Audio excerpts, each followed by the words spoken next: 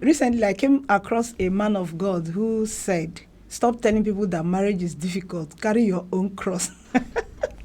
It was funny to me, okay, but when you look at it, it's true. Everybody has their own cross to carry when it comes to marriage. And that's why before you say "I will" to anybody, please make sure you know the cross. I mean, the weight of the cross you're going to carry. And in this video, I want to tell you the 3 types of men you should at least try your best to find when it comes to saying "I will." I mean, if you marry these 3 types of men, you are very lucky, my sister.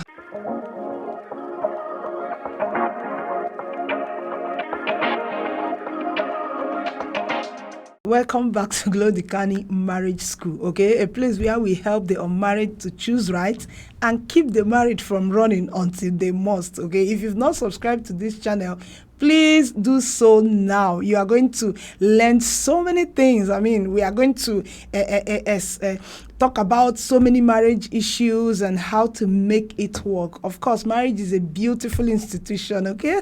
Some people will say, who wants to be in an institution? Well, whether you like it or not, you find yourself in the institution. And on this channel, we are going to help you a lot to know how you navigate this institution from registration to graduation. I wonder if anybody will graduate, but at least on how you will be in the institution comfortably. So please do well now to subscribe if you've not done so, and also hit the notification button. Anytime our videos drop, you will watch it, be the first person to learn what we have to offer.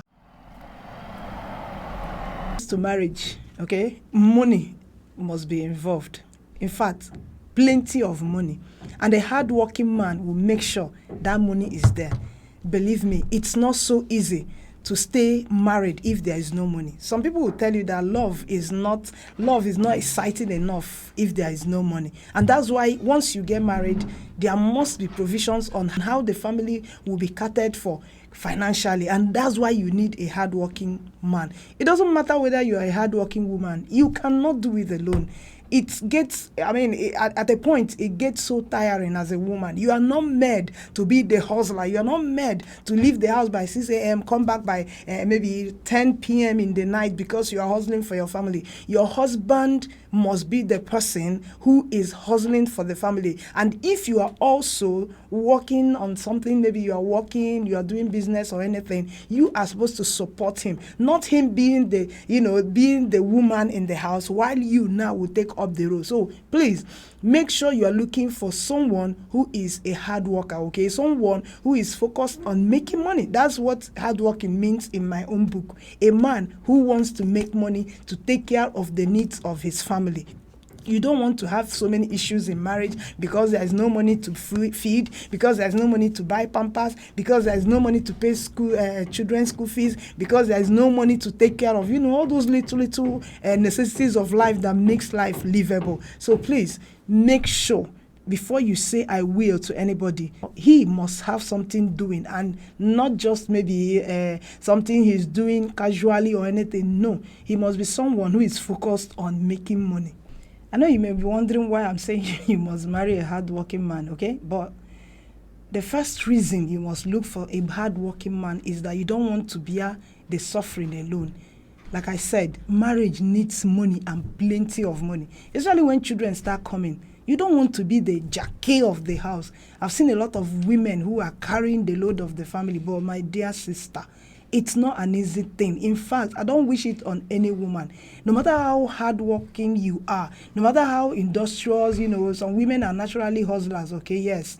But no matter how strong you think you are, you need a man who is also a hardworking person.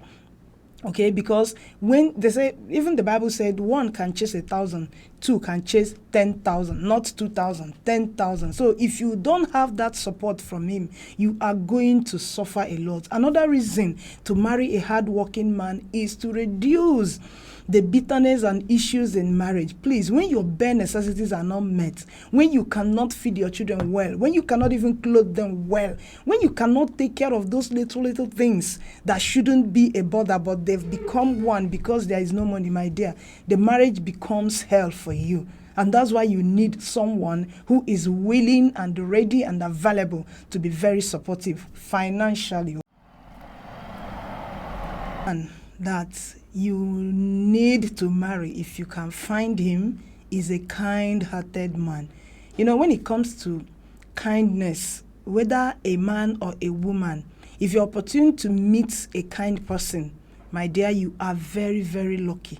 And if your husband is a kind-hearted man, he will be considerate of your feelings. He will be considerate of your own, maybe your relatives, and you will feel the impact of his nature in your marriage, okay? He will not be, selfish. A kind-hearted man empathizes with others. He will put himself in another person's shoe to understand how they are feeling at any point. And because he can do so, he will not deliberately hurt someone. He will not want to make you cry, okay?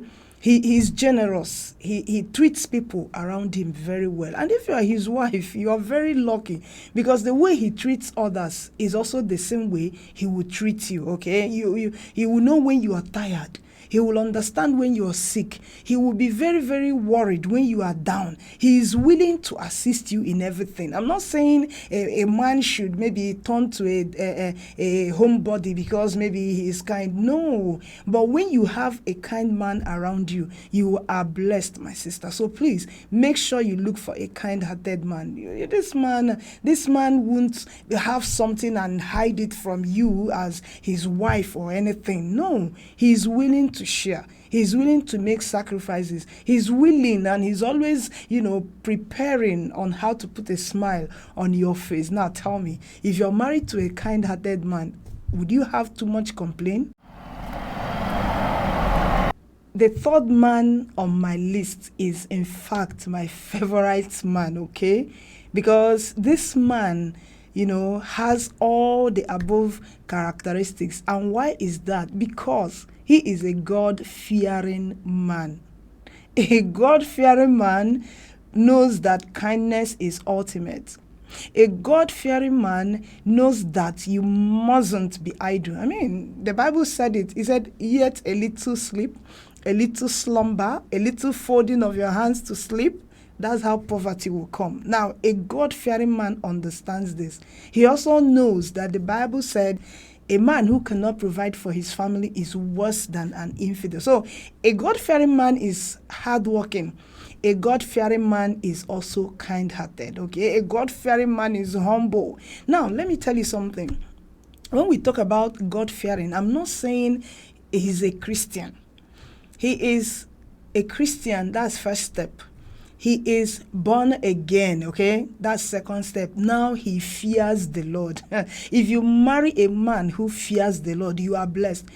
His good character, everything he's doing is not because of you. No, but because of his relationship with God. This man will be honest. This man will not hurt you because he understands that hurting you is like offending God. So he is not going to hurt you. Okay, he's a human being actually, but even when he falls as a human being, maybe offends you or hurts you, he will be quick to apologize. He'll be quick to make amends because he understands what it means to live like a God-fearing man. Now, this is the third man you want to marry. Someone who fears the Lord. Not someone who goes to church. Everybody's going to church. I mean, there are devils in the church these days, but please, that man who genuinely fears the Lord is the man you want to marry, okay? You will, in fact, you will benefit from his fear of the Lord. You will be, a man of God once said that he is not faithful to his wife, that he is faithful to God. And because his wife is around him being faithful to God, the wife is now benefiting from this faithfulness stemming from his relationship with God. That's exactly what is going to happen to you if you marry a man who fears the Lord. So you don't want to miss this kind of man. Please don't be deceived. Not somebody who you see in the church. I say, because he comes to church every Sunday, he's a, Jim brother and everything. No, that's not a fear of God, please. There are people who are everywhere in everything in the church, but they don't have any fear of God. They do anything they want. After the church, they go home, they behave anyhow they want. But this man, whether he's in the church unit or he's not in the church unit, whether he's doing anything, whether he's prominent in the church or not, he has a very close-knitted relationship with God. He is afraid of offending his God, and you don't want to miss this kind of a man. So you have seen you've heard the 3 types of men you should marry as a woman. Please, marriage is a very, very interesting but challenging journey. Okay, and I've told you, marrying a hardworking man will help you. It will help you to reduce the stress of financial demands in marriage.